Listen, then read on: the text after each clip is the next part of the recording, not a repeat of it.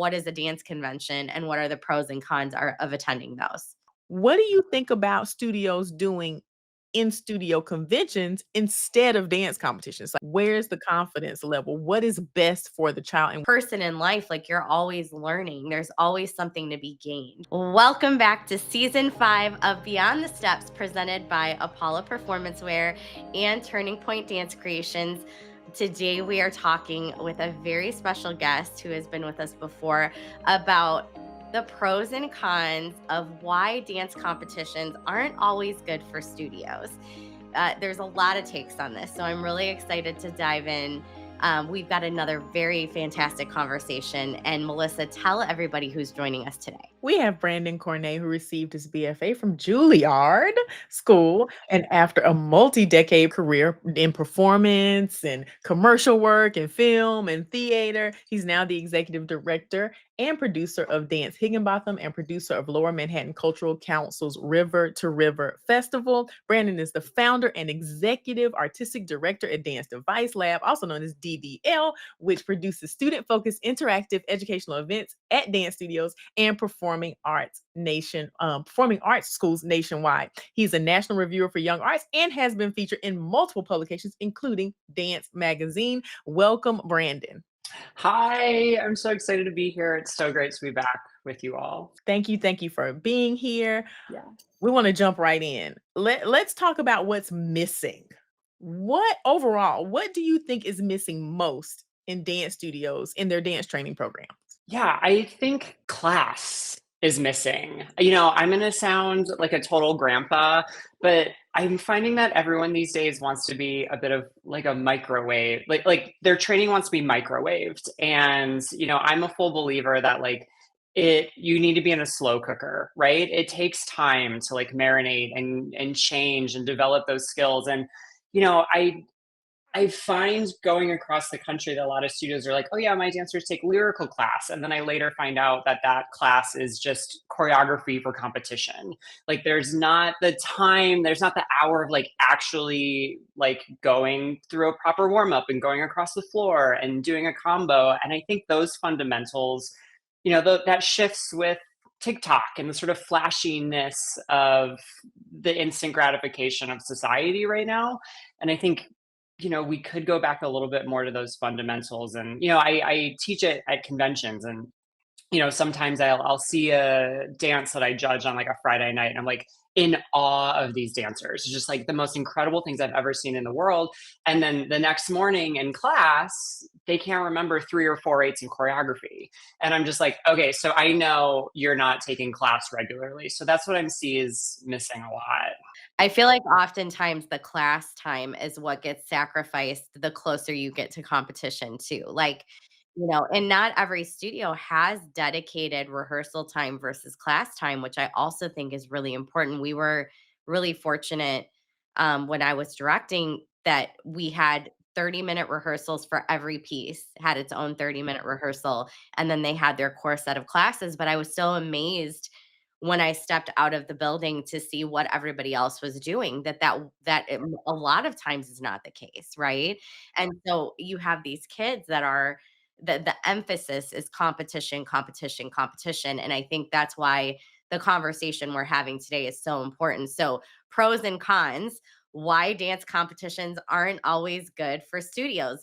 Let's dive in. What are the pros of a dance studio being competitive? Totally. I grew up as a comp and convention kid, so it is really in my DNA. And I mean, the sort of like rush and the energy of it is like a major pro, right? That accountability really heightens your performance experience, and that is a form of training. Learning how to deal with your nerves and perform on stage and seeing other studios is so inspirational. That is like a huge pro. And there's like a lot of teamwork that goes into competition. There's so much camaraderie of, everyone waking up early and the energy behind it. It can really be solidifying for your studio and your team. Yeah. I like on the business side too, because I mean, let's be real, these are businesses. They generate revenue. They have to generate revenue to keep the doors open and continue to provide dance education. But it's also a giant billboard for your studio. And so when you go there, how many people are in the audience from other studios, and some people that may be looking at making a switch or entering there, they have family members that come and watch, and they have people sitting in there that might be aware of your studio but not know the type of product you put out until they see you on stage. So it is super important too for the studio itself to have that. I always used to tell people competition, the competitive program is what gets people in the door, and then the rec program is what keeps them there, right? Like the rec classes and the way that you facilitate your rec classes, that's the moneymaker, right? So it's really important to look at it from that standpoint too. What are the cons in your mind? There's some cons, yeah. I mean, they're expensive. They have gone some of them have just gone so beyond what I think, some families that I encounter across my family certainly couldn't afford growing up. And Yeah, that with is mortgage payments. I mean, what families are paying for dance is, I mean, I have 2 kids, 8 and 11, and I was setting those prices for people, and I don't know how we would do it. I really. and you factor in, the fees are one thing, then the travel is a whole other thing. And, they're expensive. I find sometimes there is a little too much focus on winning versus training, which goes to my earlier point. And, there as someone who used to judge a lot, it's a nearly impossible job. You are in a chair for 12 hours. Yeah, I mean, it's insane. So it's like, there is sometimes inconsistency or lack of feedback in a way that, and I'm not bashing any judges for it because I've been there and it is so, so hard. But I feel like sometimes people really go in to competitions wanting this like life-changing critique in like 3 minutes. And it's so difficult. So I think there are some cons with the way that the sort of structure that we've been living in hasn't been reinvented to sort of facilitate better communication of feedback. Yeah, and I feel like that's a conversation because judging is a really hard job the way that it is set up right now. Um, but at the same time, people are paying their money. They come to do these things. I feel like we've got to do a better job at figuring out the whole judging thing because this is not a knock on the judges because they're doing what is asked of them. But I feel like there is a better system for it because there's nothing worse. Like you pick your competitions, you pay for them, sometimes 9, 10 months in advance, you have to book that, put the deposit down and all of those things. And you work all season and you get there and you hear singing along to the music or work or yes or like yeah, yay, like and you're just like, can I get something like that I can take back and workshop with? So I do think that there's something to be said for that. And I know there's a lot of nuances, like you don't want to change judges in the middle of a section or an age group because you want everything to be consistent. Like I get all that, but the bottom line is like you have all these people paying this money to come and get the feedback. So give it to them. I'm in favor of an airplane pilot model. It's like, they can't, they have like two sets of airplanes when you're flying from Dallas to Sydney, like every 8 hours, you just got to switch out. You need some freshness in there. It'll benefit everybody. I feel like a lot of, no matter how much we say we're trying to regulate this and we emphasize, training, at the end of the day, you've got kids that are up there doing, 3, 4, 5 solos that all look the same, that all, and it's like this line that I feel like we have to draw in the sand here of like, like you said, is training more important or is it the competitive environment? Is it winning at all costs? Is it, how many times are we going to put the same kid up there in a different costume doing the same movement? And then we're showing up on Wednesday and Thursday. Like it's like a whole nother conversation to have that talk. But yeah, I definitely I think there's good and bad. I think it has to be regulated from the people that are organizing the events. And I think that's where we're slightly off still a little bit. What about dance conventions? So for those that are out there that are, wondering what the heck that means, kind of give us a debrief on what is a dance convention and what are the pros and cons of attending those. Yeah, a dance convention is essentially a sort of amalgam of all the studios in your area. So you'd go to a central hub and take class from guest master teachers from across the country. So maybe 5 or 6 faculty members that are really, really high level teachers and choreographers. And then all the studios in the area will come together in one room and take class with hundreds of dancers learning from one teacher. And it's so, so, so fun. I was more of a convention kid growing up than a comp kid. And it was just like, the best just to dance with people from other studios. I still have friends like in the city and I live in New York and I'm like friends with people that I grew up doing dance conventions with that weren't at my studio that we all grew up in Michigan together. And the camaraderie there is so it's different than going to a comp, right? You're not necessarily there are competitions attached sometimes, but it's like the emphasis is class. So you're with your local dance community and it's really fun to learn new styles. I know like some conventions are teaching ballroom now, and it's like, it's a way to sort of introduce things to your dancers that you may not have in your local community. And I think they're really fantastic. There's just also nothing better than being when you're the top person at your studio. Like I always say, if you're at the top of your game, you're not in the right place. Like you need to be up against people who are better than you, that challenge you to be better, that give you that next level motivation. And when you're top at your studio and you get outside those walls and see the top at all the studios and see what else is out there, it really puts things in perspective, not only for the dancer or athlete, but for the parents, and the educators as well. And so I think that's really important. And then also a lot of knowing that these conventions go to so many different cities. I mean, you guys tour all over the place. And many times they're going to middle America. They don't have access to New York choreographers or LA choreographers. So like you said, it's getting those different styles, but it's also from people that are actually working in the industry that have a perspective that you may not be receiving at your studio, right? So the cons of conventions, what do you think that is? Yeah, I think the cons of conventions are it can feel a little bit that you're like one in a million. And there is a sort of lack of individualized attention or feedback for dancers, and I think conventions are at an elevated level. And maybe your studio isn't as advanced or as ready, or maybe you're not like full in the sort of competition convention world. And I feel like sometimes they can be a little skewed to an advanced level. And I find that sometimes, like, some kids are just can't pick it up and have never been exposed to learning something this fast. And that it goes to that flashy element of like, we're doing it and we're doing it now. Like, there's a lack of training and teaching that goes into it. So, I feel like some people can get a little lost in the sauce. And it can be intimidating for them. I mean, I've noticed that when I've taught conventions before, and I am a judge, I'm a teacher in studio currently, and I take my students to conventions regularly, and I do have a wide range of student ability levels, and I'm like, "Okay, such and such is 13, but should she be in the teen room? Because, I don't want that student to be intimidated by the teen room, but I also don't want them to feel deflated because they're in the junior room." Well, we never want to set our students up for failure. And I think that's maybe a question we need to ask ourselves when we're going is like, are they at the point where they're ready for this environment, but it's going to push them to the next level?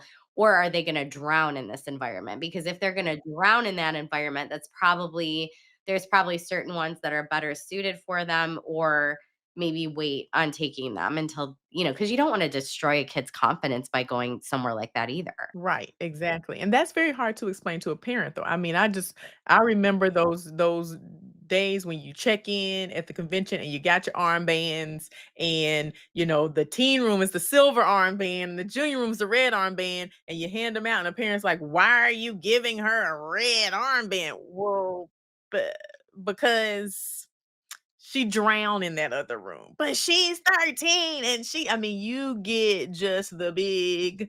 And then the kids are also looking like, why does she have a silver armband versus this? And then some conventions will put different teachers in the teen room and they really wanted to be on this in this room with this teacher because they were on So You Think You Can Dance, or they were on it just it becomes a thing, and there's so much more that you have to think about. To Bree's point, like, is that child going to drown in that room? Where's the confidence level? What is best for the child? And we have to start making decisions about what is best for the student, not what is best for the ego of the parent, or even the child's ego. What's best for the development of the child needs to be at the forefront of the decisions that we're making. I want to jump into this because I get this all the time. I've gotten this very recently in the studio, students that you've been teaching for years and years and years that have been competing, they come to class weekly and it becomes this, I want to go to a convention only studio. I don't know if they have those in New York or over in Idaho where you are, but now there's these studios here popping up in North Carolina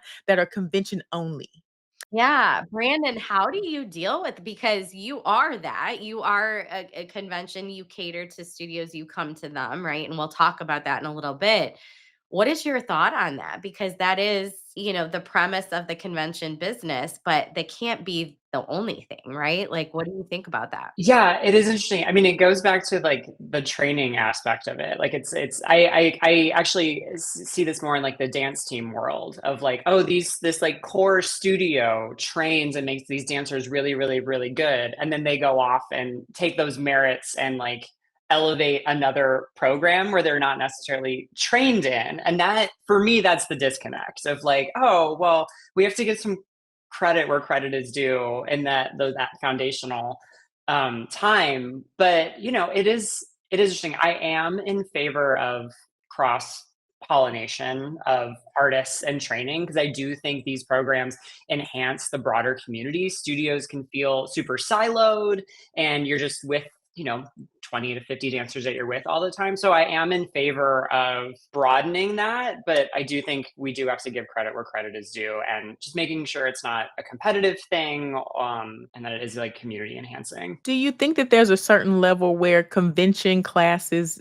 can take the place of weekly technique? Or is that always a no matter what, you should go to your technique, your base, your foundational classes, even if you have elevated to the point where you're assisting people at conventions? Oh yeah, yeah. Stay in class weekly. Stay in class weekly. Yeah, it is imperative. I guess I'll describe it as like adding more spices to your like grilled chicken, right? It's like like you have your grilled chicken, you make it, and to make it really delicious, you have to add all the training that you get and you see that's your sage, that's your rosemary, that's your salt and pepper. And then, you go to the conventions and that's like your hot sauce, right? That's not the stuff that you oh my gosh, I'm sorry. But yeah, I don't think a convention will never replace your weekly training at your dance studio. It is the most vital of Well, and all of they're it. very different. They're very different environments. So what you're going to get from a convention in the general sense of the word is a lot of kids. The goal isn't you're learning the perspective, you're learning different styles and choreography, but you're doing it in a sea of people, right? Where you're not always going to be seen, you're not going to be given individual correction or feedback on what you're doing wrong. It's more mastering a style where I think the hybrid model of what you're doing, and again, we will talk about this, but where you're bringing the convention environment to the studios kind of gives you the best of both worlds. But I don't know that that's if doing that week in, week out. We had a lot of parents when I was still in the director's seat started as they got older, especially into high school, those late middle school, high school years, as their child was getting more accolades, they were really considering, well, we're going to just quit the studio and go to conventions on our own. Like, and that really sent a clear message to me. Wow, you really think you've learned all there is to learn? Like, you're done. And that's a no-go zone for me. Like, you're never done learning as a student, as a dancer, as a person in life. Like, you're always learning. There's always something to be gained from taking class. And so the minute you're backing your kid up in that thought process, you're doing them a huge disservice. Yeah. And I do think there's this new thing that's happening of this assistant program, which I'm for. I did it. I was an assistant when I was in high school. I I think it's great in terms of like learning professionalism and what it's like to show up to a dance job really, really young. But people ask me about it all the time, and I just say like, well, when do they rest? Like if you're on a plane on Friday and Sunday, and then you're going back to school, and then you're doing your training during the week, like, I just advise people to like less is more in that capacity. You can get what you need to gain from that experience by not going out for like 20 weekends as a 16-year-old. You know, it's like you have to find that balance of that training at home and this opportunity you've been given and find times to rest and recover because that is hard when you're on that schedule. Mhm. Yeah, it totally is, and we have to prioritize rest, everyone. Rest and recovery is very, very important. We touched on this a little bit, and I wanna go into it, kind of the hybrid model that your company does, in-studio dance conventions, where I think you get more of the in personal critique, more of the personal attention, but it's still the convention setting. What do you think about studios doing in studio conventions instead of dance competitions? Like, do you think that that's a good trade out? Could it be the best of both worlds? Yeah, you know, obviously I'm for an in-studio dance convention with the work we do with Dance Device Lab. I think doing both is great. I think having that healthy balance is really, really wonderful. You know, the things you'll get from an in-studio event with Dance Device Lab is we love coming into your studio and customizing this program for you. It's like, you know, I have many conversations with studio owners about what are your goals? What are the trends you're seeing with your dancers this year? Do you want to enhance what you're working on, or do you want us to come in and do like a 180 and give them something different? And the individualized feedback and the we talked on it earlier, but the community enhancement and community building that happens is really, really fantastic. You know, we come in, we know we I have like deep respect and like very humbled that I know I'm coming into your small business, right? And you're trusting us to bring people that you don't know into your business, into your community, and that is what you can't get from going to a big convention. Yeah, like planting the seed and building that energy in something that already exists and enhancing that. And I think a balance of both worlds is really a good way to go. It's like you can still get the guest teachers, but your dancers are getting a little bit more out of it, and then at the big conventions, it's the same thing, but everything we talked about it being a little bit heightened and with a bigger, broader community. Yeah, so what you're saying, when we're talking about the pros and cons of dance competitions, you're really saying yes to all of it in moderation, right? Like you balance it out and have a little bit of each. Put a little bit of everything on the plate for a well-balanced meal. We love a variety pack. Yeah, it's like an Applebee's sampler platter. Just do it all. Just do a little bit of it all. And that's gonna be yeah, that's gonna be really tricky for some people because there's also that strategy, which I guess this is probably a whole nother conversation of like, I'm gonna go to the same competition all over the place to try to get qualified for nationals and like it becomes this whole other thing where you really have to look at the model and what is best for the studio may not always be best for the students and vice versa, and so it's that's a fine dance, I think, too. So what are the drawbacks of the mass appeal of celebrity guest teachers? So what are your thoughts on that? Yeah, I would completely agree. I mean, I would sort of describe it as master educators versus master choreographers. This idea of like a master teacher is like this hybrid thing that actually is really hard to describe for all the reasons that we're talking about. And, you know, there's a time and place for both. I think having like a hot shot master choreographer come in and run a room in the way that is like an audition or we're doing something for Madonna, and like sort of simulating that fast paced kind of like video film environment. Sure, there is a training aspect to that.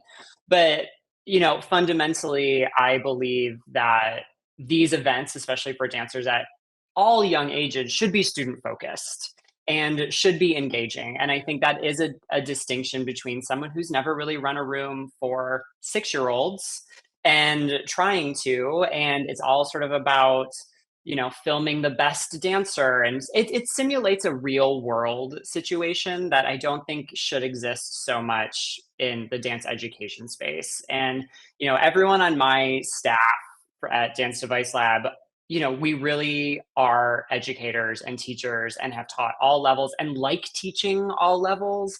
And it's something that we take a lot of pride in that is a shift in the industry. It's, getting back to that education instead of the flash and the grassroots. And 2, I think a lot of those teachers are not always they don't necessarily wanna be in a room with 7 and 8-year-olds, right? And nor are they equipped to teach that age. Like some of those master choreographers, whatever we're calling them, like the best place for them is for with those advanced dancers. And generally, if you fly somebody like that into your studio, you have to make it worth it. So then they have them teaching kids that they're really not equipped to teach, or they're not really passionate about, and so that becomes evident. And then, like, really, what are you paying for, right? So I think we have to put that in perspective as, teachers, adults in general, parents, and we get blinded by. I've seen parents just completely lose their crap over, somebody that comes in, their kid doesn't necessarily care, but the parents are just losing it. And you're just like, okay, let's get a grip. I also think, like, most importantly, at the end of the day, you have a responsibility to be a good role model. Behavior is learned, and maybe you don't want to be in the room with the 7 to 8 year olds, but all I ask is that you better be a great representation of dance for these young people. You may not know how to lead the room, but if you're going to do it, you have a responsibility to show up and be really responsible and be an adult. Behavior is learned. And the changes that I think all of us on this call and people listening want to make in this industry start with the 7 year olds. Like it's all those seeds are planted. Yeah. So we have a responsibility for that I think is really an important part of this conversation. Yeah, that's when they're sponges. Like that's when they grow the most, is that age. When they're teenagers, I hate to say it, but that foundation is laid already and you're not really going to go back and change that. They will grow and develop on top of that foundation, but that foundation is laid at that point. And so objective for change really comes in with those younger kids, and doing it differently and changing the way that we approach it. So I love that you just said that. For those just joining, this is Beyond the Steps Season 5. We are chatting with Brandon Cournay, the founder of Dance Device Lab, which is an in studio convention. Brandon's going to talk about how you can find out about where they're going to be and how to book them in just a minute. But before we do that, Brandon, we have homework. We give homework on the show every single week, and it is one thing you want to assign to our listeners to have them maybe think differently about this topic. We're talking about pros and cons of dance competitions for studios. What is one thing you want to challenge people to do or think about as kind of finish up this conversation? I think the one thing I really want to challenge people to do is take a holistic view of your training program. So, from the small scale of, okay, my dancers take one ballet class a week, 7 ballet classes a week, or whatever, to I do 17 competition and conventions over in the new year or whatever, and just put your calendar out in the world and see where the imbalances are. If you see that you're spending a lot of time in a certain world, maybe it is too much time in the studio. Maybe we are encouraging you to get out there a little bit more and shake things up and bring in studio events, go to the competition. Or if you're a studio that's doing all of the outside events and not focusing so much in the studio work, how can we sort of balance those scales a little bit? And I think that's a great way to go into the new year. Your year is probably set, but you're in it, and take a temperature of how you're feeling and how your dancers are feeling. And then it's sort of a long-term game as you head into planning your next season. And trying to get a little bit more like holistic training with all of these things that we have available, which is incredible. But how can we balance it out? I love that. And our homework is the same every single week. In the meantime, Brandon, tell everybody what's going on with Dance Device Lab this season. What can they expect? How can they book an event? Talk a little bit about that and tell everybody how to get a hold of you. Absolutely. So Dance Device Lab is we bring guest teachers and in-studio convention events to studios nationwide. So if you want to bring the dance convention experience to your studio, we are the company for you. We also have our adjudication showcase, which is bringing the competition experience into your studio. So that's where we're going to dive in. Each dance gets a 15 to 20-minute slot, and we provide interactive feedback. So what you would get at a competition, but we are up on our feet rehearsing with your dancers, really getting tangible change out of them. So we have a sort of in-studio convention and an in-studio competition program. You can find us at dancedevicelab.com or on Instagram at dancedevicelab, and we are all over the country. currently and next year, and we're excited to continue touching base with all you studios. Now, can people call to book you at their studio, or do you have set dates and time? People are welcome to join at your events. How does that work? If you would like to book your event at your studio, you can go to our website, and my email is there, and you can contact me. We don't necessarily do open events across the country. That's sort of up to our studios that we work with. Some studios do open it up to the community, so we post about that on our Instagram if there's open registration. Perfect. So don't miss out. Get your studio to call Brandon and bring them in because they are absolutely amazing. You guys won't regret it. They are a top tier organization, and the events that they put on are just completely amazing and mind blowing, and you will walk away changed. So I encourage you to check them out. DanceDeviceLab.com. Brandon, thank you so much for being with us today. We appreciate it. Thank you. It's such a lovely conversation. I really appreciate it. Thank you, thank you, thank you. I love that in studio competition, adjudicate. I love that. Take it. You might be seeing me soon, Brandon. Trust me. Um, in person. Thanks to Brandon for being here with us. Thank you so much to everyone who's viewing. Thank you to my amazing co-host, Bree Zborowski. We love doing this together. Apolla and TPDC. Been doing it for 5 years, and we're happy that we have the guests and the viewers to keep doing it from here on out forevermore, hopefully. Our next show, we're going to have Kelsey Nelson on, who's been on a couple of times with us, and we are going to answer your most burning questions about dancer life. We're going to have a little chit chat, a little kiki around what we're doing here as dancers. So join us right back here next week on YouTube at Apolla Performance or at TP Dance Creations. If you have a topic or an idea that you would like to share with us or like to hear about, or you would like to be a guest, DM either one of us on our social media and we will get right back to you. Brandon has given you your homework. We have given you your homework. And until next time, we hope you continue your journey beyond the steps. See you next week. Bye, everybody.